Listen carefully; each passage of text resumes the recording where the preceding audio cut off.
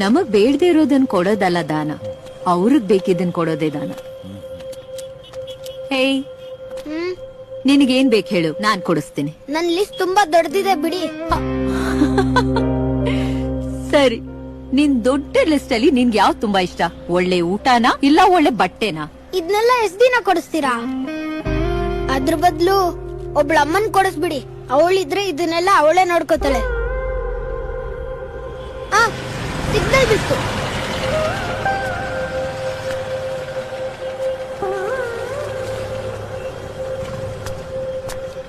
ಅಕ್ಕ ಪೆನ್ ಬೇಡಪ್ಪ.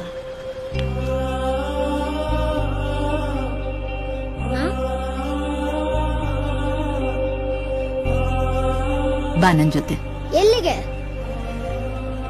ಲಿಸ್ಟು ತುಂಬಾ ದೊಡ್ಡದಿದೆ ಅಂದ್ಯಲ್ಲ, ಅದನ್ ಪೂರೈಸ್ಕೋಬೇಕು ಅಂದ್ರೆ ಮೊದಲು ವಿದ್ಯೆ ಕಲಿಬೇಕು. ಬಾ.